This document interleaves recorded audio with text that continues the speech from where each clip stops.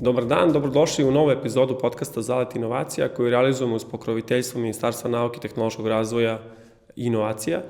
Danas sa nama u studiju je Luka Radovanović, jedan od osnivača startup kompanije B2B koja se bavi digitalizacijom distribucije, logistike, ja bih rekao još nekih industrija uz pomoć veštačke inteligencije. Danas pričamo o tome kako je rastao ovaj startup, šta je bila inicijalna ideja i kako skaliraju i optimizuju svoje poslovanje uz pomoć veštačke inteligencije. Ćao Luka, drago mi da si gost Zalet inovacija. Ćao, hvala na pozivu, baš mi je drago što sam ovde, nakon svih foundera koje sam video i svih mojih prijatelja, tako da čast mi je da sam tu. Hajde da, verujem da si video kako počinju ovi podcasti. Volimo da čujemo ko su ljudi ispod haube. Ko je Luka Radovanović, osim što je jedan od osnivača B2B-a? Pa da, pazi, pre svega moja omiljena uloga je uloga tate. Imam 2 ćerke i to mi je možda najbitnija uloga. Nakon toga i da kažem i supruga i kuma, prijatelja, druga, da kažem svojim prijateljima i tako dalje. Što se tiče ovako nekog gde provodim vreme i šta volim da radim, u principu to je omiljena aktivnost mi je jedrenje, definitivno, i sedenje uz more, snowboarding, iako sam se razbio stravično u Francuskoj pre par godina, bukvalno naredne godine sam, 2 nedelje sam bio na intenzivnoj nezi, toliko sam se razbio, sledeće godine sam već bio ponovo na dasci, tako da mi je to nekako, to su mi neke omiljene stvari. Volim tehnologiju, volim nove tehnologije, otud verovatno i taj preduzetnički duh koji je onako nekako bio i može se reći u neku ruku istraživački, znaš, uvijek je bilo interesantno vidjeti šta se to radi, na koji način, to onako znatiželjno rešavanje, inovativno rešavanje nekih problema koji su bili onako nekako svakodnevno tu kod nas i eto tako iz te neke radoznalosti smo došli do veleprodaje koju smo u tom momentu jako dobro poznavali, pa prešli na, da kažem, iz jednog sektora u drugi, iz jedne industrije u drugu i evo, danas 7 godina kasnije i dalje gradimo. Šta je biznis background, ako mogu tako da se izrazim? Kada se desila ta, ajde kažem, preduzetnička iskra? Šta se dešavalo pre pokretanja ovog startupa? Pretpostavljam da je i taj neki period i poslužio kao inspiracija i prostor da zapravo uvidite te neke izazove koje imaju logistika, distribucija, kasnije neke druge industrije. Jasno, pa za početak da kažemo odakle sve to krenulo, meni je otac preduzetnik, ceo život i imao je više različitih biznisa uspešnih i ja sam za početak radio kod njih. Suština meni je neki moj background je, bio sam programer. Završio sam i fakultet gde smo krenuli i počeli, da kažem, te neke prve korake sa idejom da postanem programer. Prvi korac još u školi, pravljenje kvizova i nekih stvari, meni je to bilo savršeno. Nešto napišeš, pa onda pogledaš u ekran, to radi, nešto drugo i meni je to uvek bilo baš cool. I onda kako je otac baš u tom periodu dok sam studirao imao i baš programersku firmu, krenuo sam da radim kod njih i 10 godina sam se bavio baš onako programiranjem za različite i kompanije i mene izbegavam da pričam pošto nekako je to malo čudno, ali stvarno sa velikim svetskim kompanijama smo razvijali aplikacije i sa bankama i sa čak i nekim globalnim startupima, onako da kažem i kompanijama koje su u retailu i tako, baš smo puno iskustva imali i onda u nekom momentu se to profilisalo i krenulo ka e-commerce-u. U stvari tako je krenulo, e-commerce je bio neka prva dodirna tačka sa ovim biznisom u kojem smo mi danas, gde su neki od prvih čak i web shopova ovde koji su se, verovali ili ne, bavili prodavanjem knjiga, znači kao Amazon, kao što je kretalo, pa knjige su uvijek bile zgodne za to, znači nema cipelu, ipak nekako želiš da probaš, iako je to danas se prodaje preko interneta. Knjiga je zicer za online. Ali knjiga je nešto što je onako najzgodnije uvijek bilo i odatle je krenulo i razvijalo se dosta dugo, kažem, 10 godina smo to radili, sve dok nismo došli do tim svim, da kažem, gomili projekata do B2B-a, odnosno poslovanje između firmi, business to business, I tu smo videli veliki gap na tržištu. Znači, taj business to business e-commerce je bio nešto potpuno drugačije, jer si morao da razumeš obe strane biznisa, šta je njima potrebno, zahtevalo je dosta informacije iz trećih sistema, to su ti ERP sistemi, Enterprise Resource Planning, knjigovodstvenih sistema i tako dalje.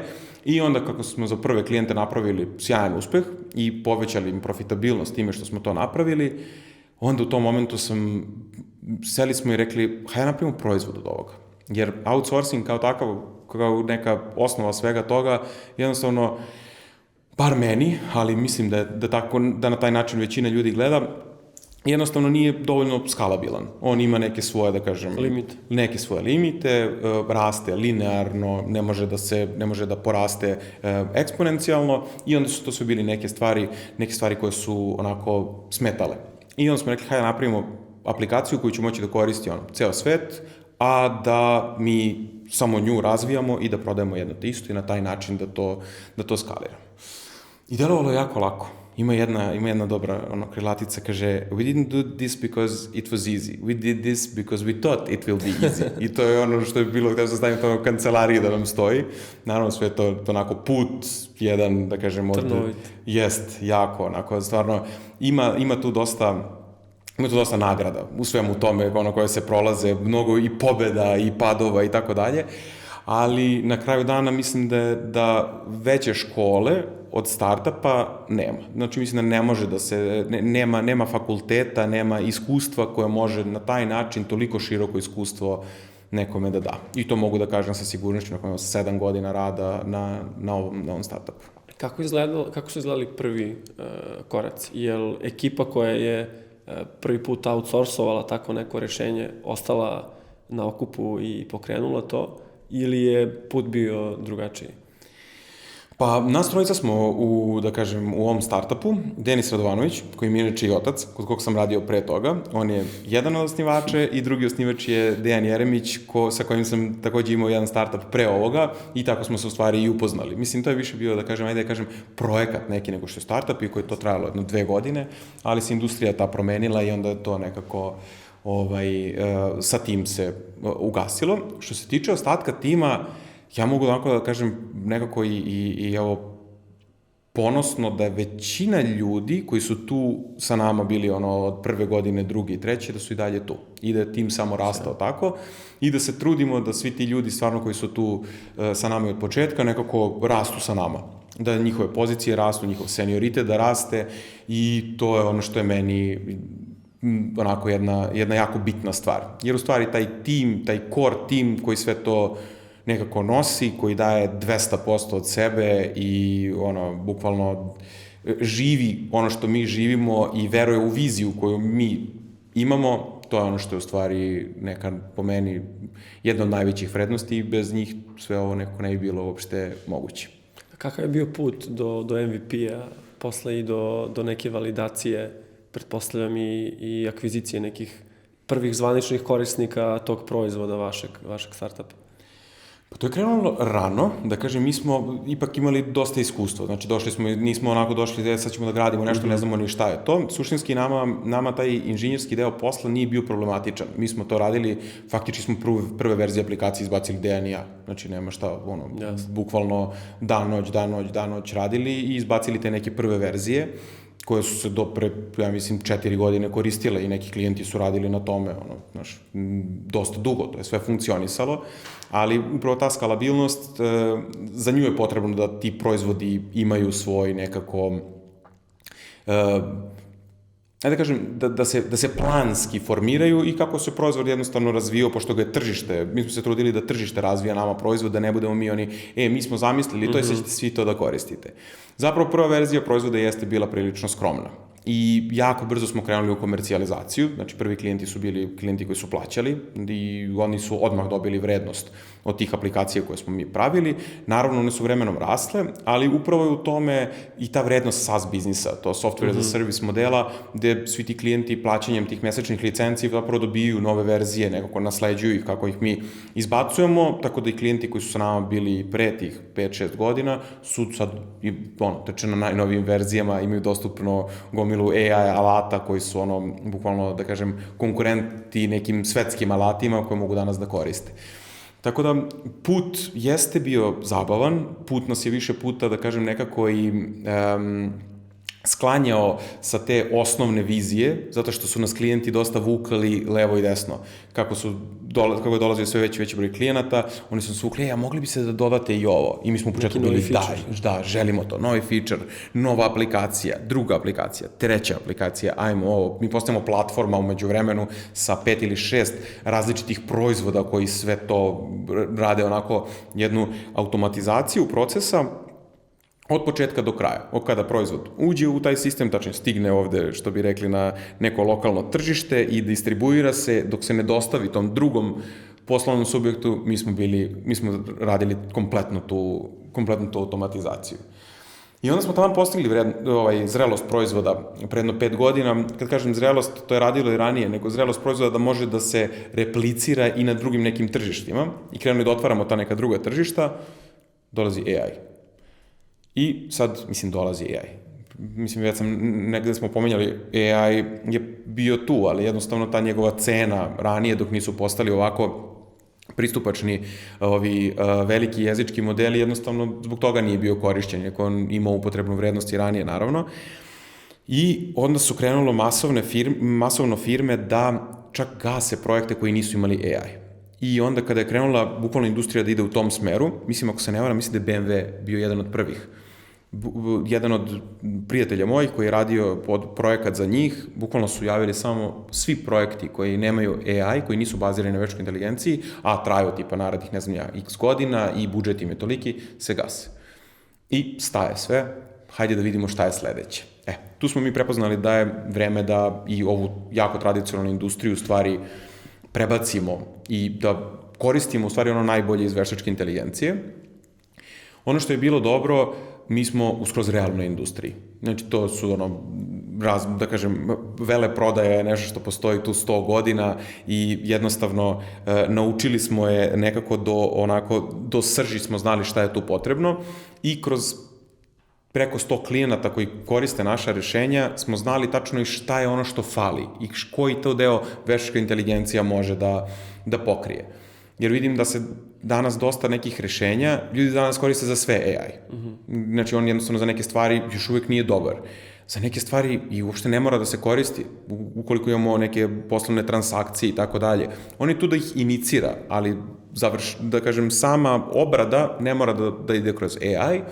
I tu smo mi u stvari videli taj jedan gap koji nije uopšte bio mali, a to je da je ljudima u stvari prirodno da bilo šta poručuju i da komuniciraju glasom, porukama i jednostavno nekim jezikom koji najbolje razumeju. I da je u stvari ta tehnička barijera bila nešto što je sprečavalo da, na primjer, taj tech adoption, kako bismo to rekli, da to je prihvatanje tehnologija, je bilo samo negde u nekim industrijama 10% i negde do 50-60%, što je bilo sjajno kad ljudi uspeju da prebace, na primjer, da digitalizuju većinu tih transakcija, da ne mora sve da se radi telefonom, jer kod velikih kupaca to su desetine hiljada porudžbi na mesečnom nivou, na nedeljnom nivou i tako dalje, i onda da možemo to da uradimo. I šta smo onda uradili u prvim verzijama? Mi smo uzeli bukvalno sve to što smo mi znali, ceo taj B2B e-commerce koji smo, da kažem, doveli stvarno do neke personalizacije na nivou kupca i svega, da ga prebacimo u jedan jednostavni format WhatsAppa, gde ja mogu da se autentifikujem putem broja telefona i da ti možeš sa mojom firmom da komuniciraš bukvalno preko voice-a, teksta ili bilo čih slika, nekih porudžbina i tako dalje, i da na taj način to funkcioniše. I to je onda bila nova velika stvar koju smo napravili i to se u stvari sada onako ogromno interesovanje i velikih kompanija i nekako to je sad onaj put koji smo mi izabrali i koji nas sada onako ubrzano vodi ka novim tržištima. Pričat ćemo i o novim tržištima, pričat ćemo i o AI momentu, rekao bih možda nekoj tranziciji i svemu tome što sad radite u poslednje vreme. Ja bih se možda vratio samo na početak, da ne propustimo zbog gledalca. Da li možda nam više kažeš o tome na koji način funkcioniše vaš proizvod, u smislu šta olakšava, na koji način pomaže industrijama distribucije, i nabavke da optimizuju i digitalizuju svoje poslovanje. Apsolutno. Pa možemo da krenemo, da kažem da koristimo neke primere koji su svima dobro poznati, s obzirom da smo ove godine neki fokus stavili kao za neki razvoj biznisa i opet taj neki rast na HoReCa industriju. To su hoteli, restorani, kafići i slično i čitava distribucija koja se dešava oko njih. I sada, kada smo krenuli da automatizujemo tu industriju, još pre 2 godine smo probali da se bavimo njom, jednostavno je bilo dosta otpora. Ljudi koji drže kafiće nemaju dovoljno vremena, puno stvari se njima dešava, dosta distributera koji različite proizvode distribuiraju. Tradicionalnog mindseta. Tako je, i tradicionalni mindset, iako su to i mahom čak mladi ljudi u pitanju, ali jednostavno to je navika, tako se, da kažem, radi i jednostavno su svi navikli tako da funkcionišu. Sticajem okolnosti, da kažem, dosta ljudi iz mog okruženja ima neke i kafiće, barove, restorane i tako dalje i onda smo videli sve to kako funkcioniše. I više puta sam ih pitao, mene uvek izluđivalo kad sednem sa drugarom i on naručuje nešto, pa zove jednog, zove drugog, zove trećeg. I rekao, pa da li je moguće da vi stvarno nemate nešto da možete da to nekako centralizujete, da vam bude lakše da najdete porudžbine? Pa kao nema, to tako funkcioniše i ja sam se pomirio sa tim.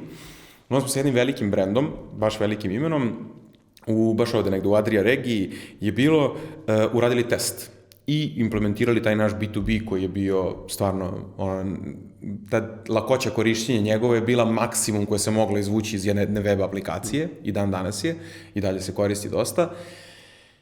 I taj projekat je došao do 10% ljudi je htelo to da koristi, 8, 6 i jednostavno ne mogu ti ja ovo, ja neću ovo i taj projekat je stavio na hold. Sve dok nije došlo do ovoga, pošto smo mi tada radili kompletno istraživanje tog tržišta i ispostavilo se da najveći broj ljudi, tipa 75-80% njih, naručuje preko Whatsappa, Vibera, SMS-a, email tu uopšte ne postoji. Znači, to su isključivo takvi kanali komunikacije gde ja mom prodavcu pitam ga čudnija pitanja i pišem u 2 ujutru da mi pošalje to i to sutra jer sam ostao bez određenog pića i slične stvari. Znači, to je jednako nestrukturirana potpuno industrija. A pritom sa ogromnim volumenima porudžbina, znači sve te kompanije koje se bave tom distribucijom na svim tim tržištima su u stvari jedno ozbiljne logističke kompanije kojima u stvari se to mora da se dobro optimizuje da bi tu imalo dobru ulogu u profitu i svemu ostalo.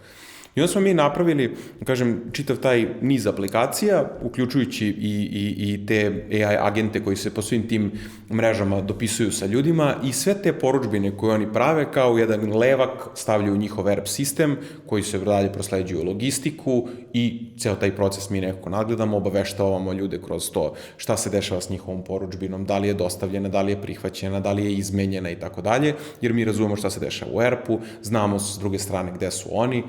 Ta komunikacija između njih je zapravo jako kompleksna, ali ono gde se najbolje stvari dešavaju jeste kada baš jedan od investitora je rekao, pa čekaj, šta vi ćete sad samo postati kao WhatsApp aplikacija.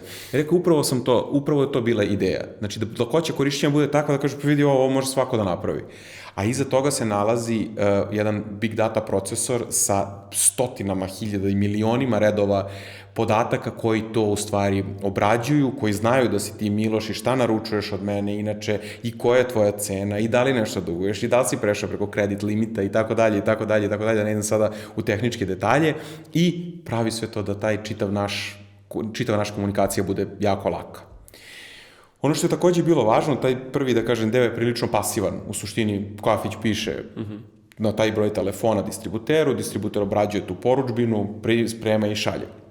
Onda je došao taj Agentic AI, koji je tokom prošle godine postao, da kažem, neka vrsta prvo buzzworda, a onda u stvari je dobio i primenu, gde on može na osnovu različitih podataka, koje on prati u realnom vremenu sa raznih strana, od nekih kasa u, na primjer, lancima velikih kafića, sa kojima takođe radimo sa druge strane, da gleda sve te podatke, da gleda kakvo je vreme na polju, da gleda koja je utakmica sutra, šta se dešava, da li igra, ne znam ko, i da li je u okolini, ne znam, arene i tako dalje, i da zna da će biti povećana potrošnja tog dana i koji kategorija proizvoda i zbog čega, i da na osnovu toga potpuno sam predloži poručivanje, a na kraju dana i poruči tu robu. Jasno, da uskladi neku vrstu stoka sa predikcijom neke tražnje. Tako je. Po nekoj sezonalnosti ili slično. Tako je, mi uključujemo sve, i matematički, da kažem, sezonalnost prethodnih 3, 4, 5 godina, zavisi od biznisa do biznisa, vidimo do COVID-a, od COVID-a u stvari nadalje, sve pre toga je čista anomalija,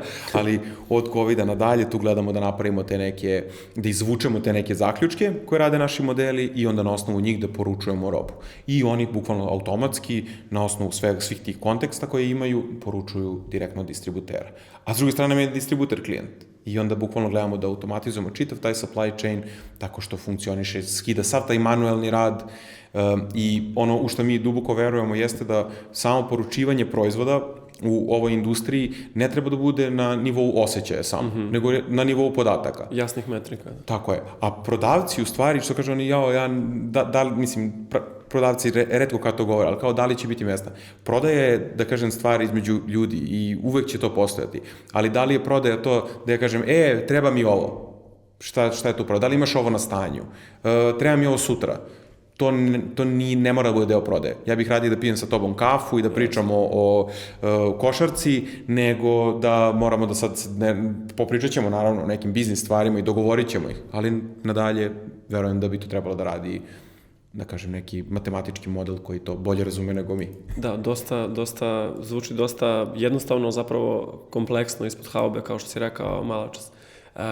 Ako gledamo neke kao ključne metrike ili ključne rezultate koje vi postižete za vaše klijente, šta je ono što možeš da istakneš u prvi plan u smislu uštede nečega, vremena, resursa, produktivnosti, povećanja profita, smanjenja troškova? Šta je ono što, na čemu imate najveći uticaj?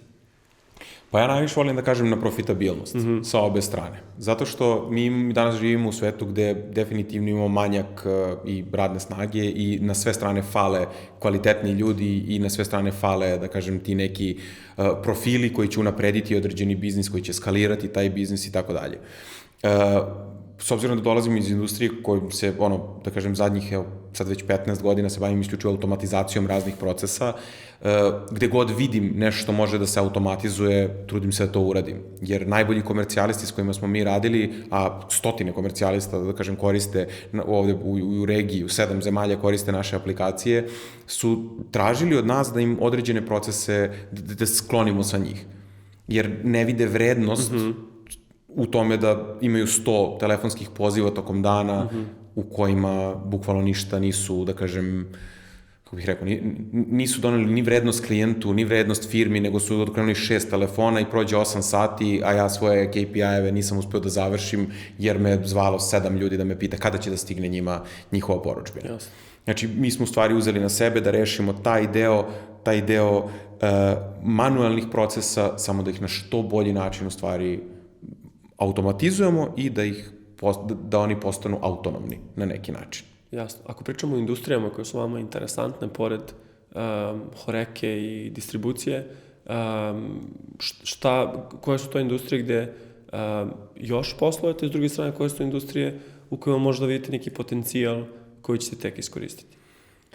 Pa, i kad je krenulo sve ovo, da kažem, ja sam dosta pričao o AI-u jer mi je to najinteresantnije, ja sam generalno produkt osoba i to najviše volim i generalno se bavim time. Naravno, i ove tradicionalne aplikacije se dosta koristi, dosta tradicionalne kompanije koristi naše aplikacije, mislim, gde ćeš tradicionalni od metalca, to je jedan od onako dragih velikih klijenata i eto, tako da razvijamo mi i dalje i ove aplikacije koje su potrebne, naravno, za svaki dan.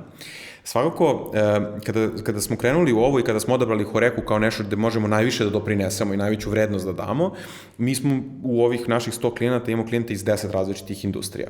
U nekim od tih industrija, na primer consumer electronics sa nekim fokusom na mobilne telefone, delove, bukvalno sve što se dešava oko te industrije, one aksesuare i tako dalje, mi tu imamo solidan deo market share-a u ovim državama i kod nas ovde u Srbiji i u regiji. I tu vidimo takođe jako veliku vrednost. I onda u stvari šta smo napravili ove godine, mi smo krenuli da radimo proof of concept projekte sa najvećim klijentima i većim imenima takođe iz te industrije. Gde smo slušali njih, radili smo gap analize, koje su, neke su još u toku, negde su sad piloti već u toku i tako dalje, su već prve verzije koje tu već funkcionišu. Tu pričamo o firmama sa nekim ozbiljno velikim prometima koji su više stotina miliona, da kažem više, da dam perspektivu koliko je to, da vidimo koliko tu možemo zapravo da doprinesemo. Jer nikome nije u cilju da implementira nešto što ima vrednost 3%. 2 po 1. Jednostavno nikome to nije interesantno. I onda pokušavamo sa njima da u stvari nađemo da uradimo te analize i da shvatimo gde je najveći prostor da to funkcioniše. I onda sad mogu da najavim da ćemo mi i sad u narednim godinama izbaciti još mnogo nekih rešenja za druge industrije koje će biti u stvari za distribuciju onako ključne i koje će napraviti veliki impakt na industriji. Koliko je, sad si mi zapravo dao intro za pitanje, koliko je zapravo teško ući duboko u sve te industrije? Nekako nije realno da imate znanje o svim industrijama, ok, počeli ste sa industrijama koje ste dobro poznavali, ali taj moment gde vi morate da zavrnete rukave i da duboko zagazite u poznavanje ne samo nekih navika i procesa, nego generalno nekih postulata, načina ostvarivanja profita i slično. Znači, to su neki kompleksni podaci, pretpostavljam neke maratonske radionice sa tim timom, ali koliko je za relativno mali tim poput vašeg to teško i izazovno i kako se nosite sa tim, ajde kažem, procesom onboardinga na neku novu industriju? To je sjajno pitanje. I baš je dobro zato što taman i trudim se da prenesem to svim drugarima, startupima, kolegama i oni koji tek kreću i tako dalje. Mi smo krenuli suviše, kako se to kaže, megalomanski na sve strane. Mi radimo prodaju proizvoda, kao nećemo usluge da radimo, ali radimo prodaju proizvoda industrija agnostik. Koja god industrija, dajte mi ćemo da prodajemo proizvode. I to je tako krenulo.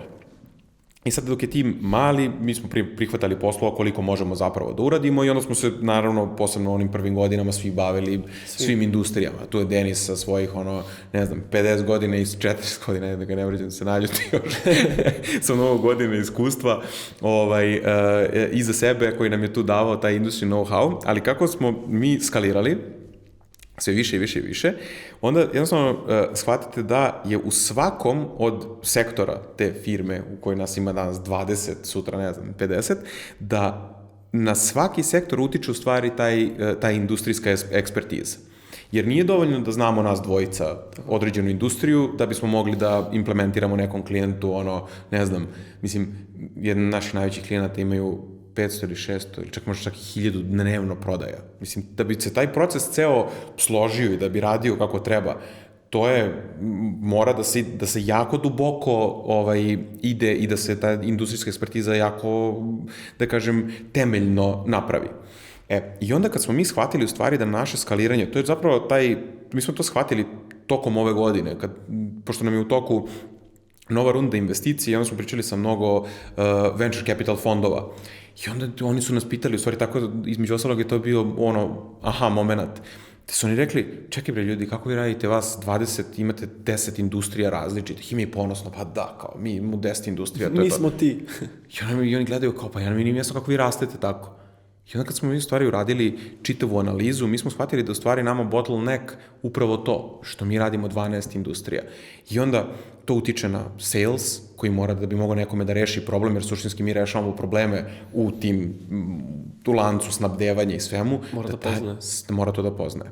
Ali onda nije samo taj deo sales, ajmo onda da idemo dalje u delivery, taj neko treba da to sve sprovede, da se poveže nazad i tako dalje.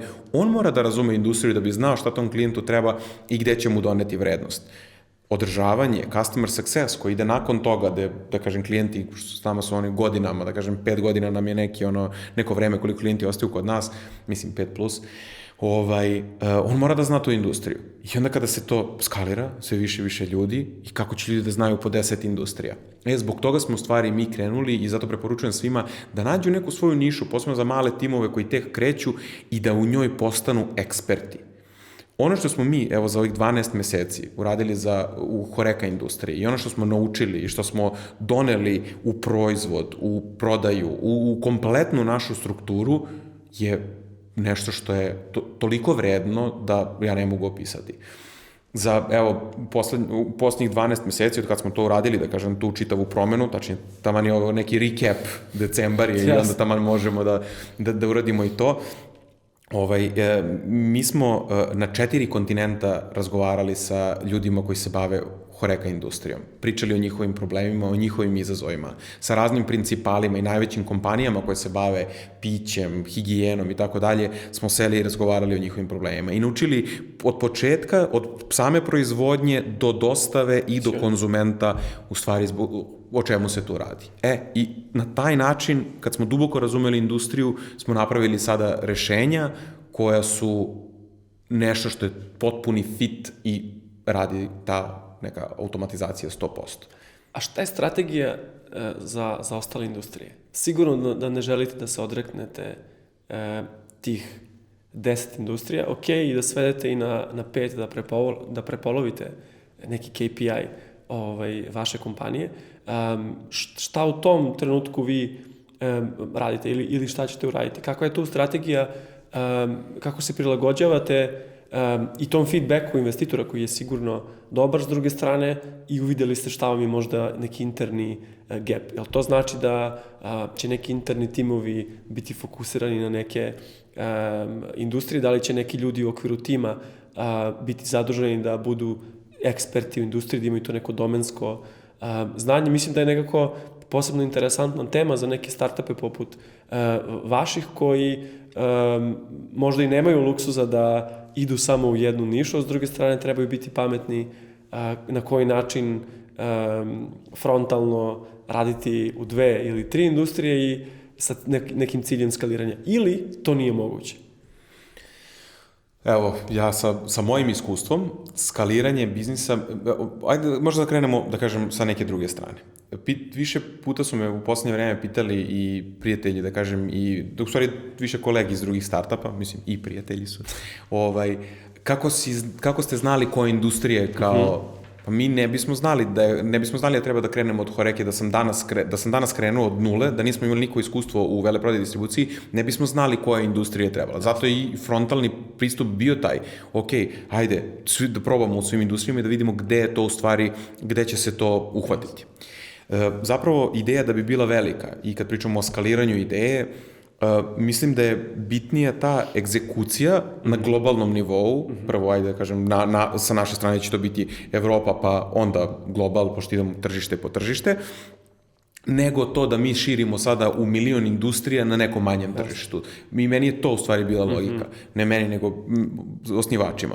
Znači, mi kada smo seli i gledali, bilo je nekoliko pitanja smo postavili sami sebi i jedno od njih je bilo šta to nama fali, zašto smo u regionu, zašto ne možemo da izađemo, to su bila pitanja investitora i onda koje smo ih mi stavili, da kažem, na board, da vidimo zbog čega se to dešava. To je u stvari baš zbog toga, zato što smo krenuli da radimo previše široko i jednostavno je bilo teško naći i partnere koji će to da prodaju i velike kompanije koje će to da razumeju, koji su možda čak i neki cilj krajnji jeste da dođu neke velike kompanije i kažu pa nama ovo treba. Vi ste sagradili, vi ste razumeli ovu industriju do potpunih detalja i nama treba ovo rešenje. I upravo to se dogodilo tokom 12 meseci. Gradio se taj pipeline, mi smo razumeli sve bolje i bolje i bolje svaku kariku u tom lancu i kao neko ko radi već dugo automatizaciju lanca snabdevanja, došli smo do toga, kažemo, evo, ovo i ovo su najveće vrednosti na kojima ćemo mi raditi i njih ćemo raditi najbolje od svih. I na taj način biti prvi ili među prvima tu i rasti sa te strane. Kao što sam rekao i malo pre kad si pitao, mi smo i u drugim industrijama uradili testove. Naše aplikacije se i dalje razvijaju na taj način. Mi smo sa klijentima koji su već tu iz raznih nekih drugih industrija, oni su već onboardovani, već koriste platformu i kod njih sve to funkcioniše. Sad smo se namučili mi manje ili više da bismo to isporučili, ali isporučene aplikacije samo i dalje rastu. Zato što se koriste i u ovoj industriji i u drugim. Dosta dinamična industrija, dosta dinamičan biznis model.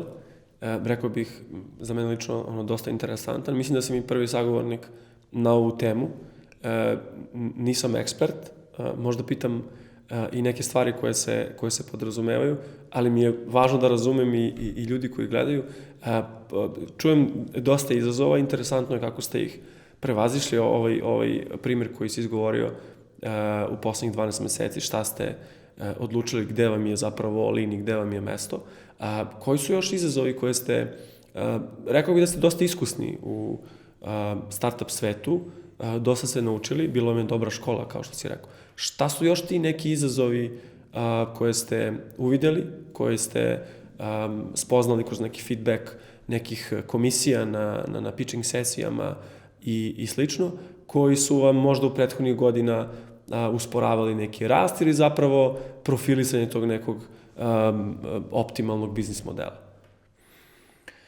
Pa mislim, to da kažem, onako dosta je i široko pitanje. Nekako, šta se sve dešavalo, mislim, koji su izazovi, to ja ne znam, mogu da nabrojim. Ja nekako, kada pričamo o izazovima, meni prvo padnu na pamet izazovi koji su trenutno, da kažem, aktuelni, s obzirom na to da tokom 7 godina ovog startup, da kažem, puta nekog, to je bilo toliko tih nekih promena i svaki put volim da pomenem, pošto jeste jako važno, koliko se samo stvari izdešavalo kad pogledamo za 7 godina da nam se život menjao kroz globalnu pandemiju, ratove koji se dešavaju oko nas, ekonomske krize koje su se događaju ili su se događale i tako dalje.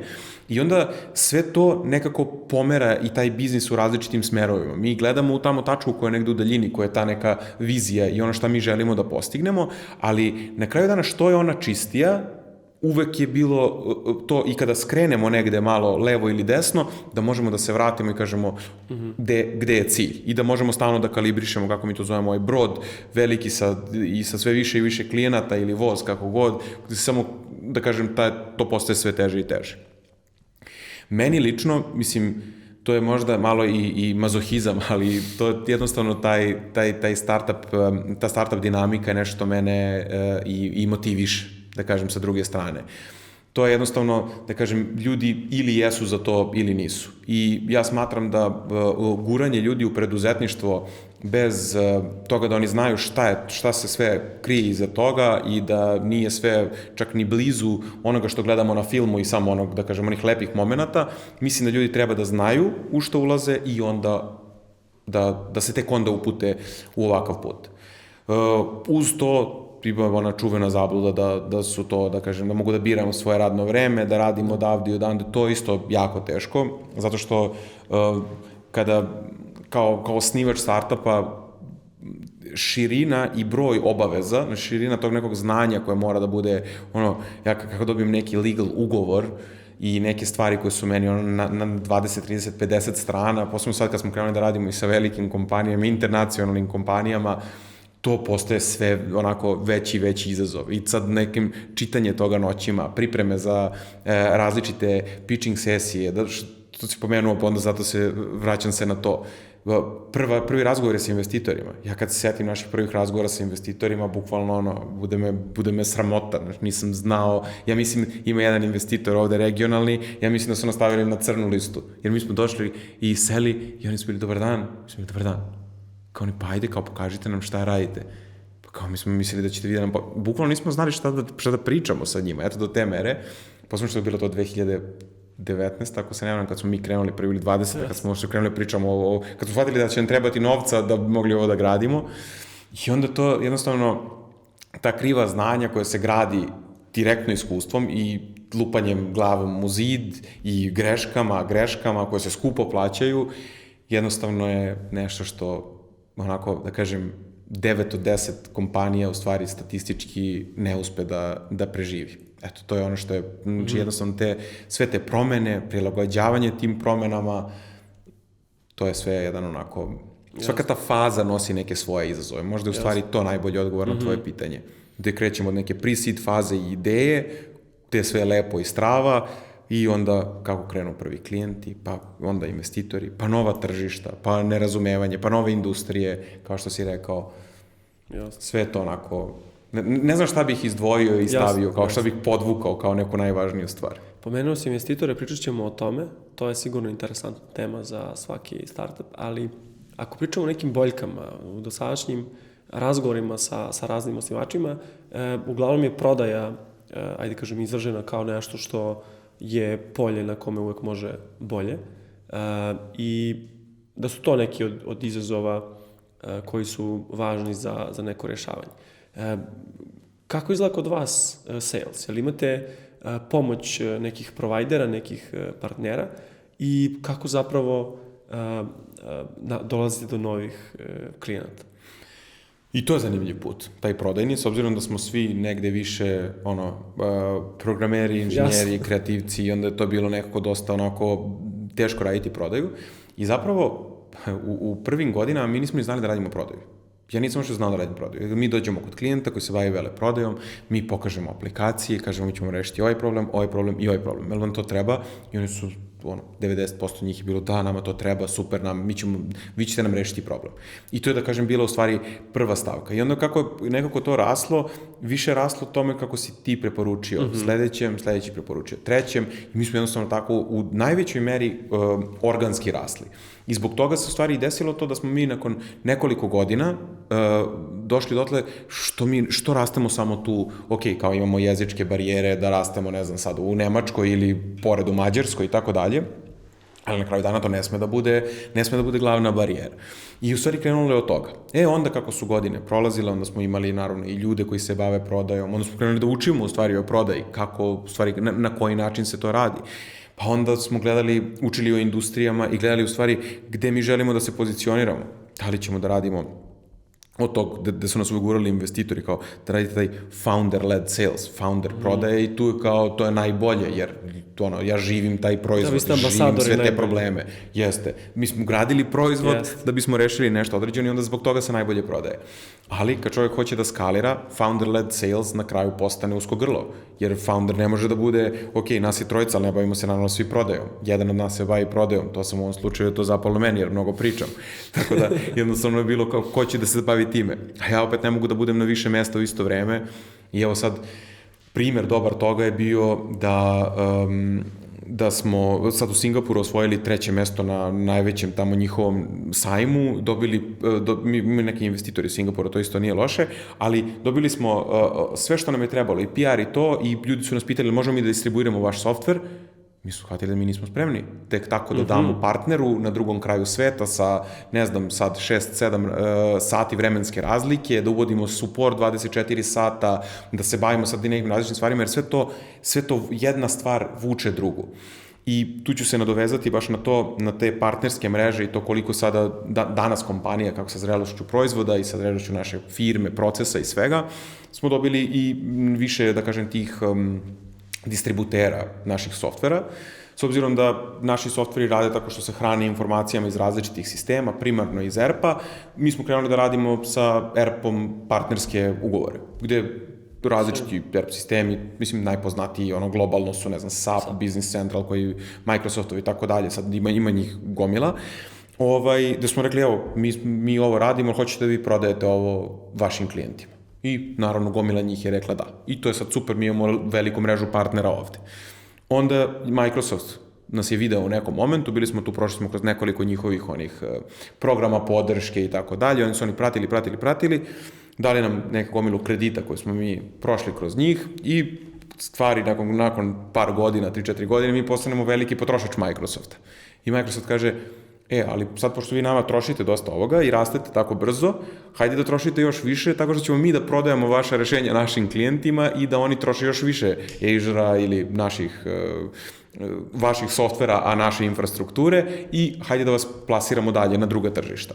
I onda, Microsoft na taj način postao nama reseller, postao nam neka i leđa, jer startup ima, opet kažem, od 20 i nešto ljudi koji rešava toliko velike probleme, nekako je dobro da... Podrška je važna. Tako je, da ljudi to znaju i da imamo na što da se naslonimo i gomila naslona u novinama i generalno po mrežama koje su oni kačili je dalo nama neki dodatni kredibilitet.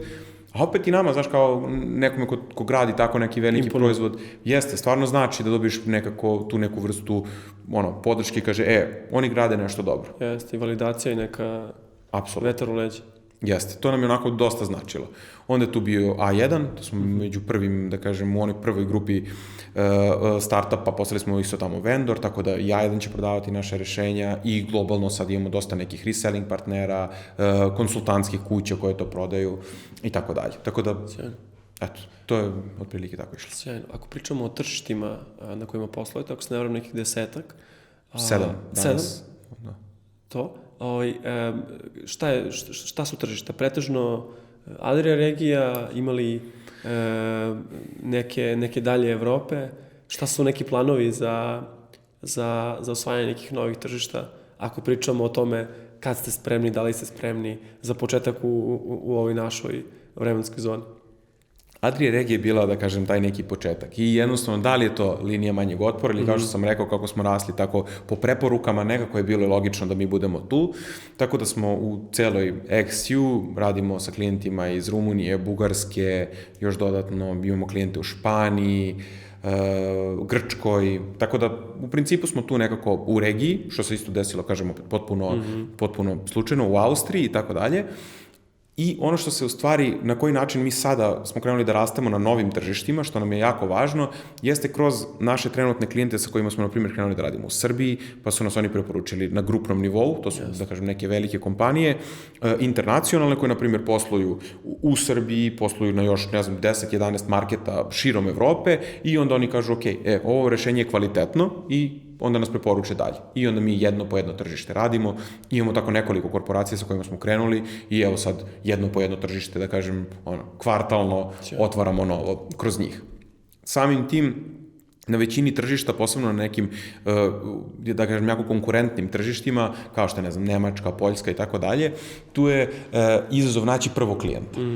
I nakon prvog klijenta mi onda kažemo, ok, evo, ovaj klijent to radi, zovite ga, proverite sa njim kako to funkcioniše, gde smo, sa čim smo radili, ko su vama lokalni ERP provajderi koji su tu najzastupljeniji, u Nemačkoj je to naravno SAP i tako dalje, evo, imamo tu konekciju, to radi dobro, mi smo prošli taj due diligence, vidite ovo, vidite ono, imamo partnera iz, jedan je u stvari austrijska kompanija, evo vidite to oni rade, tako da gledamo da izgradimo taj neki kredibilitet da bi ljudi mogli da imaju poverenja u nas. Jer mislim da je zapravo to proces građenja poverenja, jer mi smo u enterprise prodajemo velikim kompanijama. Na kraju dana prodaje u stvari samo to kreiranje odnosa, poverenja i isto kao i sa investitorima. Na kraju dana nema nikakve posebne razlike. Ako bi postavio pitanje na temu konkurencije, delo je da imate poprilično dobro rešenje, specifičan problem rešavate. Ne sjećam da je konkurencija, da postoji, pre svega van granica naše zemlje. Ali u tom kontekstu, šta je to što je vaša prednost u odnosu na neke vaše mapirane najveće konkurente koji targetuju isti market u Evropi? Da si mi to pitao pre godinu dana, rekao bih ti, mi smo gledali da imamo sve na jednom mestu. Jedna konekcija, sve aplikacije, više aplikacija, kao, da kažem, taj nivo platforme, da može sve da se radi sa jednom konekcijom. Čak imamo i konkurente, čak i u Srbiji, koji rade, što je, da kažem, super. I to je dobro od konkurencije se, da kažem, generalno, posebno od globalne konkurencije, se mnogo uči. I zapravo, proizvode koje smo gradili i najnoviji biznis model koji je ove godine zaživao i koji je dobio product market fit od Singapura, Nemačke do San Francisca i Amerike je u stvari građen tako što je rađena ta analiza konkurencije do detalja. I analiza konkurencije na različitim tržištima. Zato što često ume da bude zamka taj rast na lokalnom tržištu koji ima specifične načine poslovanja, posebno mi ovde na Balkanu smo onako jako specifični za sve te stvari i znaš kako već trgovina funkcioniše ovde, onda validacija svega toga na drugim tržištima u stvari ti kaže, ti si na pravom mestu, a ta validacija se najbolje radi kroz konkurenciju. I često vidim da se ljudi u stvari plaše konkurencije, kad da kažem, kad smo bili sa nekim programima za mentorskim, za neke druge mlade startupe, jer daleko od toga da mi nešto mnogo znamo, nego smo skoro prošli neke stvari i onda je super da to iskustvo koje je sada, da kažem, relativno novo, da možemo brzo da ga plasiramo nazad, stvarno se trudimo da to bude tako. Nemam konkurenciju. Da se ne razumemo, ako nema globalne konkurencije, onda nema ni potrebe za takvim proizvodima. Kako smo mi to, radili smo analize i onda konkretno sada, da dođemo na trenutak koji je sada, većina platformi koje rade, da kažem, i agentic AI, koji se bave generalno veštačkom inteligencijom na ovom nivou, koji bi mogle da rade nešto slično kao i mi, su vertikalne platforme, koje mogu da rade za bilo šta. Zoveš ti iz auto industrije, radimo auto delove, zove me neko iz call centra, radim call centar, zove me neko i sad mogu radim bilo šta i to su platforme koje su, da kažem, velike, koje su podizale stotine miliona da tako nešto razviju i da to funkcioniše. Ono što smo mi razumeli kad smo krenuli da se bavimo duboko AI-em i zbog čega smo opet izabrali samo jednu industriju, jeste da se modeli potpuno razlikuju od industrije do industrije. AI će uvek dati odgovor na pitanje. Šta god ga pitali. Danas svi koristimo ChatGPT, bukvalno pitajte ga ali bukvalno šta god, on će dati neki odgovor. Da li taj odgovor dobar ili nije, to je zapravo pitanje. Zbog toga modeli koji se grade moraju da se grade sa strane jako visoke industrije ekspertize, da bi on u stvari doneo vrednost na kraju. Mi smo se trudili da sve što znamo o jednoj industriji, zbog čega odeš kolega, da ugradimo u taj model i da on bude najbolji u toj jednoj industriji. I zato smo i, da kažem, nova runda investicije je bila vezana za to da mi to možemo plasiramo dovoljno brzo na tržište dok ne dođu konkurenti koji će možda krenuti da isto rade neku određenu nišu, a kada dođu, to je super, mi želimo da oni dođu tu, ali ćemo uvek biti 6 meseci ispred njih. I tu je ta naša prednost. Mi smo u odnosu na neke, da kažem, i veće kompanije od nas dobili dosta velikih klijenata tako što smo se brzo prilagođavali promenama na tržištu, pomenuo sam malo pre sve šta se dešavalo tokom ovih godina, brzo pivotiranje i tako dalje, i tu je ta prednost startupa, gde mi možemo jako brzo te stvari da uradimo. Gde možemo da kažemo, znaš, jako je bolno kad ti gradiš produkt 5 godina i napraviš nešto što je čudo ogromno, da ti kaže, Microsoft kaže, ovo je strava, napravili ste ludilo, i ti kažeš, ja moram ovaj proizvod da dodatno sada fine-tunujem, moram da radim novo nešto zato što je došlo, zato što je industrija promenila. I to, mislim, preko noći, ali suštinski jeste. Mi živimo po neku potpuno novu realnost danas sa AI-em i već se nekako svako ko je i malo u tome i u svakoj svojoj industriji će reći, pa da, ja vidim da će se stvari promeniti ili da su se već promenili, da se već menjaju i moj konkurent negde tamo već radi na tome. Ja kasnim. Jasno. I mora da se to sve stigne. Ako pričamo o temi investitora, jako zanimljiva tema, čitao sam razne tekstove, najsvežije i neke komparacije između zemalja našeg regiona, gde ima para, koliko za koga, ko najviše rejzuje. Situacija u Srbiji, rekao bih, nije loša, može biti mnogo bolja, ali kakva je situacija sa vama? Kako je vaše iskustvo? Ne moramo nužno ulaziti u brojke ako to ne smeš da podeliš, ali kakav je vaš tu put bio u smislu nekih najvažnijih investicija koje ste ostvarili, a posle svako možemo i da pričamo o tome šta su vam neki planovi na tom polju? Pa mogu da krenem od toga da je svaka investicija bila najvažnija. Posebno u prvim godinama gde je taj, da kažem, cash flow bio prilično kritičan i gde mi trčimo na investicijama. Nije toliko često da startupi budu u enterprise biznisu gde imamo 6 do 12 meseci prodajni ciklus, gde imamo još onboarding na to 3-4 meseca i onda čak i kad mi prodamo i napravimo veliki ugovor, nama treba vremena da mi krenemo da se naplaćujemo, da kažemo, od tog ugovora. Da ne pričamo o tome da skoro nikada, posebno kad su veći projekti u pitanju, jako teško je da mi sad naplatimo unapred to sve super, da mi budemo tu od A do Š, nego to su jednostavno, mi verujemo u ta partnerstva koje gradimo sa klijentima i da će oni biti tu sa nama godinama i možda tek negde tamo u nekom trenutku će se to i nama isplatiti. Zbog toga su nam investicije bile onako jako bitne i zapravo prva investicija je došla tako što smo bili nas trojica.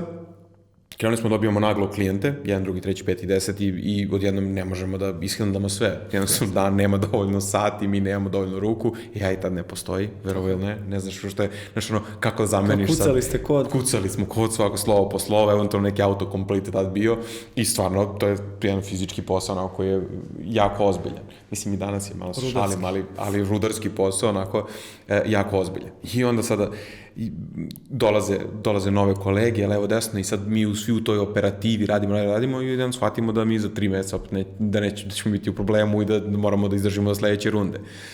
I onda tih nekih godina, posebno kad smo mi počinjeli s tim, bilo jako malo u stvari ovde izvora odakle smo mogli da povučemo neki novac, pošto najbolje za startup, posebno u ranim fazama, dok se validira ideja, dok vidimo da li to na kraju dana, da će da pije vodu na kraju. Jer većina ideja nije tako očigledna da bi uspela i da bi vrlo je to obično je rizično. I u tom momentu jedini grant je bio mini grant, te su nas odbili 2019. Ja mislim, smo bili odbijeni. Da, to je meni tako teško palo. Vlada Vojvodić bio je ovde, on je bio sjajan i drug i stvarno, znamo se 100 godina. On je bio deo fonda. On je bio deo fonda i sećam se, meni je strašno teško palo što su oni nas odbili i ja nisam više da se prijavi. Nije bilo šanse. I Vlada, pa prijavite se, trebate da učestvujete kao, dugo ste tu, sad ajde prijavite se. I na kraju smo se prijavili, dobili smo nakon nekoliko godina, smo uspeli da dobijemo i taj mini grant. Ali što se tiče VC-eva, bilo je tu 2-3 igrača, jedan i po do 2, s kojima smo mi mogli još da razgovaramo, naravno na način koji nam možda nije bio jasan. Nas je taj VC koji je bio u tom momentu ovde najveći i dosta aktivan i danas je. On nam je rekao, šta će vama investicije? Kao, rastite kao porodična kompanija, nemojte da podižete investicije. I tu, sa neke strane možda, mislim, sve to ima svoje, ali naša vizija je bila globalna i uvek smo težili ka tome da napravimo nešto veliko, jer to je bila. Zato smo se i opredelili da rastemo kao startup, a ne da to ide nešto lagano i organski i jednostavno to je bilo i teško je bilo na kraju dana, jer ne možeš se sa konkurencijom boriti bez da imaš dovoljno, da kažem, resursa da to možeš da izvedeš. Jer i ovaj AI na kraju dana, razvoj toga, košta i vremena i, da kažem, sve, vrlo je kompleksno sve to zajedno. I onda prvi VC fond koji je investirao u nas bio Phil Rouge Capital iz Hrvatske. Mislim, rade u, da kažem, dobrom delu Evrope, ali su ovde fokusirani na region. I to je bilo neka prva, oni su imali nešto podeljeno, nešto prvo, to je neki akceleratorski program, što isto super. Ti akceleratori su sjajna stvar za startup, jer odjednom gomila nekog znanja koje oni imaju, tu su oni upumpavali kod nas, onda smo dobili pravu VC rundu od njih, nakon toga to bilo, da kažem, imali smo angel investicije, veliku stvar koja nam se desila 2023. ja mislim, je bio Katapult akcelerator, on nam je dao opet sad taj neki boost i turbocharge, ne samo, mislim, i novac je tu, da kažem, jako bitan. Ekspertiza. Tako, ali ekspertiza, pogled neki malo drugačiji, znaš, jer svi pričamo dosta o tom globalnom rastu, a na kraju dana kad treba da se stvarno to uradi, čovjek bude u fazonu, kao, lako ću ja to, kako ću ja to? Znaš, kako na kraju ja ovo da izvedem sada i šta ću da šaljem timove na 3 kraja sveta da bi to radili. Tako da sve to put isto i mislim da tako i treba da bude. Šta su vam neki planovi za dalje? Ako pričamo u kontekstu rasta kompanije, ako pričamo u kontekstu širenje rostera, iako AI dosta pomaže da neke stvari uradite i bez širenja tima, ali ne sumnjam da će neka vrsta skaliranja biznisa zahtevati isto. Šta su vam neki naredni koraci ka investitorima, ka VC fondovima u kontekstu 2026. godine?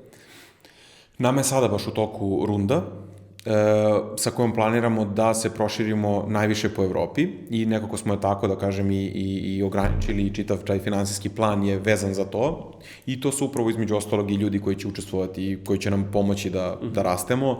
To su firme koje nam dovode nove klijente, to su ljudi koji rade business development. Došlo je jednostavno vreme i trudimo se da zapošljavamo, da kažem, seniornije profile koji mogu da nas gurnu napred, da nam otvore nešto novo, da nam otvore novo tržište i slično. Jedan od investitora u ovoj rundi je TS Ventures. Imamo angel investitore koji su ponovo prate iz prethodnih rundi i tako dalje, koji ostaju tu. I sad, evo, da kažem, malo po malo, da ne govorim dalje, pošto posebno za angel investitori i tako dalje, to je malo onako, ne znam ko voli, ko ne voli, pa onda bolje da to ostane onako na tome, na grupama i tako dalje, da. Da to jednostavno možemo da skaliramo. Ono što je nekako indikativno i što je isto deo i što je isto proces, mi smo napokon uspeli da tokom ove godine napravimo jak taj, pipeline kompanija sa kojima želimo da radimo, sa kojima ćemo raditi i mi već vidimo sada po proceni da će nama u stvari sledeća godina biti onaj hockey stick koji smo jurili i gde smo trebali možda, čovjek bi uvijek rekao trebao sam to ranije, ali zapravo kada razgovaramo među sobom, da li je moglo ranije? To da je pitanje je li moglo ranije u smislu, jel bi sad iz ove perspektive nešto drugačije? Sigurno, sve bi drugačije. Mislim, opet sad to je stvar i tog iskustva i čitavog tog puta. Da li bih mogao bez da smo sve ovo prošli, da li bismo mogli da krenemo od ove tačke i kažemo sad sve znamo, idemo odavde, verujem da ne. Tako da sve, da kažem, čitav put do danas je doveo do toga da mi možemo da kažemo sledeća godina, ali ne ono iz mućki, this time next year, nego da stvarno možemo da kažemo sa podacima, da kažemo, sledeće godine je ta godina. Našli smo gde smo mi na marketu, našli smo našu nišu i sa njom ćemo da rastemo bez granica, što je opet jako važno, jer ono što sam malo prepričao, ako pravimo proizvod koji je za lokalno tržište, bit će teško njega skalirati. Samo bih se još jednom možda i vratio na ovaj moment AI-a. Vidim da sa velikom strašću pričaš o tome, kao i mnogi ljudi iz ekosistema i generalno koji se bave nekim naprednim tehnologijama. Krenuli ste rekli smo malo pre, kucanja koda iz tog nekog tradicionalnog formata, što je i prirodno, i desila se ta tranzicija, sada već uveliko koristite AI. Kako vidiš u budućnosti to? U čemu vidiš najveću razliku? Čuli smo malo čas da si rekao i AI agente i WhatsApp, Viber, primere, sjajne stvari, ali kako vidiš da će vam to pomoći i uticati ujedno i na skaliranje, na optimizovanje vašeg posla? Gde vidiš najveću vrednost, u kojim segmentima vašeg poslovanja? Mislim, što interno, što... Znam da je široko pitanje, znam da nije možda najjednostavnije za odgovoriti, ali nekako ne bih voleo da završimo ovaj razgovor bez možda nekog tog osvrta u jeku situacije kada je AI nekako i svakodnevnica. Ja bih samo, ne zameriš što možda ovako dužim, ali ja bih samo vratio na moment i naše konferencije gde smo razgovarali sa Ivanom Kadićem iz Reputea i Nenadom Božićem iz SmartCata sa temom da li je AI revolucija, da li je evolucija, da li je ovo zapravo nova era i koliko je to zapravo važno za produkt kompanije kakva je vaša versus outsourcing koji je nesumnjivo u padu. Da, sad gde bih možda stavio najviše vrednosti, nekako gledam da uvek govorim iz onoga gde sam ja najviše, da kažem, i gde ja najviše svog vremena trošim. Da je ovde moj CTO Deki bi rekao, vidi, ja bez kursora i ne znam ko pilota i da kažem šta sve koristi sad, ni ne znam više, da kažem koji su sve to sada softveri, on bi sigurno išao u nekom tom smeru. Mi sa strane, da kažem opet, i sa strane biznisa, da kažem i dela kog u neku ruku i pratim, vidim da je njima produktivnost, na primjer, razvojnom timu porasla za puta 2 ili puta 3. Wow. I ne preterujem. Mislim, stvarno je puta 2 ili puta 3. I ono što je isto jako interesantno, odradili smo sada jedan interni hakaton gde je CTO sa svojim ogromnim znanjem ove industrije, dubinskim znanjem industrije, uspeo da bez pisanja jedne linije koda napravi jednu aplikaciju, da kažem, koja će biti u produkciji za, ne znam, x vremena, ali koja je bila gotova, koja je trebalo 3 meseca, on je to napravio za, ne znam, 7 radnih dana i to onako, uz ostale poslove koje su bili tu. I uz ozbiljno inženjersko iskustvo. Tako je. To je sve, da kažem, to su sve preduslovi. Zato sam to naglasio, zato što nije to tako da sada, ajde, ja imam sad neko iskustvo isto u tome, pa možda bi mi bilo malo lakše, ali ljudima će trebati vremena da uđu u štos. I sada tu dolazi do toga da su određeni profili postali još vredniji, kao što su, ne znam, produkt menadžeri, project menadžeri, znači ljudi koji prate viziju i grade te proizvode, a opet sa druge strane, ono gde ja vidim u budućnosti tu neku mnogo nekih uspešnih priča, novih, jeste što ti sada sa, ne znam, Lavablom možeš da napraviš čoveče startup i aplikaciju i da je testiraš u 7 dana za, ne znam, čak nikoliko je licenca, 50 eura, 20 eura i da mogu nešto da vidim da li to funkcioniše i da dam trojici drugara da testiraju to na svojim biznisima, da vidimo da li to radi. I to će sigurno imati takođe uticaj na to svoje. Svakako, da se vratim na početak pitanja, mi živimo neku, da kažem, industrijsku revoluciju koja se neminovno dešava i sad opet nećemo da bežimo od nje. Imali smo internet, neke stvari su se promenile.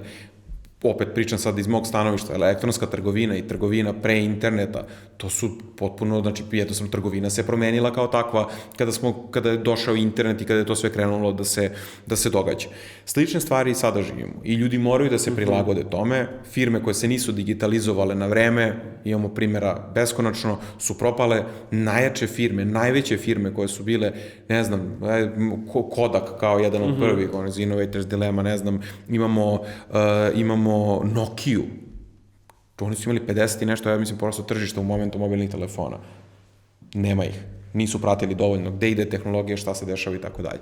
Tako da smatram da apsolutno svako u svom domenu treba da jednostavno isprati i vidi gde ta industrija ide. Što se tiče prodajnih alata, tu imam malo neku drugačiju, onako, možda čak i nepopularno mišljenje. Vidim da dosta kompanija kreće u taj automatizovani outreach i tako dalje i ja mislim da to ono što treba u stvari da ostane jer ti međuljudski odnosi posebno kod ovih prodaja moraju da postoje i moramo nekako da kažem da se posvetimo vreme jednostavno da to uradimo. Zavisi naravno od biznisa, zavisi ko šta radi i tako dalje. Ja tu u tom delu verujem u taj neki zbog biznisa kojim se bavim, taj, kako je to, account-based marketing, gde ja svakom klijentu se posvetim, istražim i onda tek idem da bi to mogao da radim. I tako da u nekom ovom našem biznisu, da, pomaže u generisanju, u prodaji pomaže u generisanju ogromnog broja tih istraživanja. Znaš, istražiti tržište pre par godina, kad smo mi hteli da otvorimo neka nova tržišta, to je iziskivalo ozbiljan posao. Znači, ili plaćanje konsultantske agencije, koja je za većinu startupa misaona imanica, da, znači, bukvalno to je nemoguće, ili do toga da ideš na slepo. Pa idemo da probamo, idemo da testiramo, pustimo neke kampanje silne, A, B, C, D, tržište reagovalo ovako, znaš, dobili smo neki feedback jeftinije nego da platim, neku konsultantsku agenciju da mi te podatke nekako da. Danas je to potpuno drugačije. Znači, danas sa AI-em istraživanje određenog tržišta, sa solidnom tačnošću i sa solidnim promptovanjem, uz, naravno, neke standarde, topiš rezultate, znaš, možda istestiraš bilo šta i tako dalje. Ja tu vidim onako možda najveći impakt na naš biznis, eto, to što generišemo ogromne količine tih sadržaja i tako dalje. Odlično. Kada već pričamo o pogledima u budućnost, gde vidiš B2B u budućnosti kroz 3-5 godina, ali vidiš kao jaku, stabilnu, skalabilnu porodičnu kompaniju ili možda razmišljate o nekom egzitu ili šta god da je cilj?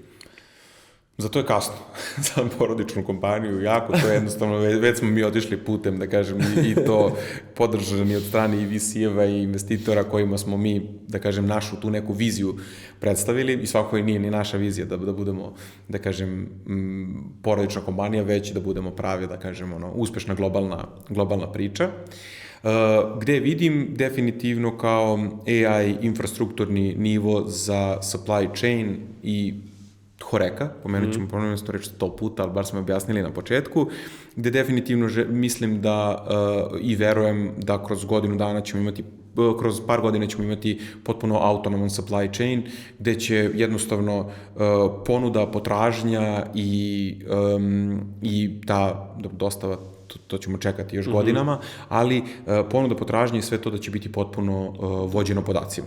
Znači, i kontekstima i podacima, gde ako je lepo vreme, da imaš više pića, sam dajem primer banalni, ako je loše vreme, manje pića, ako je koncert Metalike na Ušću, znam da će pored biti to, da će hoteli biti zauzeti, da će biti i tako dalje. Znači, uz sve to da će AI handlati najveći procenat svih tih kompaniji, da će tu profitabilnost da raste. I ja jednostavno verujem u onaj optimistični scenario AI-a, gde će on u stvari nama pomoći u različitim biznisima, jednostavno dati, povećati kvalitet, da ne idemo predaleko, da kažem, života, ali u nekoj industriji koju mi želimo da rešavamo, definitivno verujem u to. Što se tiče samog B2B-a, apsolutno verujem isto tako da će da raste eksponencijalno, nelinearno i eto, vidim nas kao definitivno globalnu kompaniju.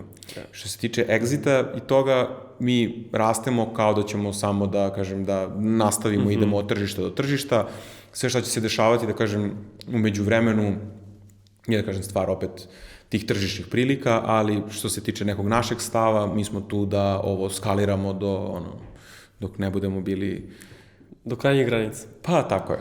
I za sam kraj, neka poruka mlađim kolegama, osnivačima, budućim, iz cipela iskusnog start-upera, šta bi bilo? Onako nekim kratkim crtama. Da. A mislim da je ovaj razgovor bio solidno, onako, da sam rekao sve što je nekako uticalo na nas i na našu, na čitav ovaj put koji smo imali, ali mogu da kažem da najbolja odluka koju smo napravili jeste bila fokusiranje na jedan problem i onda rešavanje dubinski tog problema. Da se dobro istraži konkurencija i da se uči od konkurencije. To su neka možda moja dva onako najbolja pitanja, jer i kada želimo da radimo globalni biznis, ono što smo isto je bila jedna od tema, ako niko drugi to ne rešava na globalnom nivou, a potrebno je samo, da kažem, na nekom mikro, malom ili srednjem, može da bude neki lifestyle biznis, ali jednostavno nije onda pogodno za način rasta, ako ćemo već da idemo, ako pričamo o startup funderima ovde. Tako da mislim da je to bi bila moja onako jedna preporuka koju ću forsirati narednih godina sigurno na sve strane. Luka, hvala ti na razgovoru, meni je bilo uživanje. Naučio sam dosta novih termina, dosta novih stvari, tako da verujem da će gledalcima biti korisno. Izvinjavam se na tome, ja se toliko trudim da ne koristim previše ovih. Takođe mi je bilo zadovoljstvo i hvala na pozivu. Hvala ti. Dragi gledalci, hvala vam još jednom na gledanju. Ovo je bila epizoda podcasta Zalata inovacija sa Lukom Radovanovićem, jednim od osnivača startup kompanije B2B, a mi se gledamo u narednim epizodama.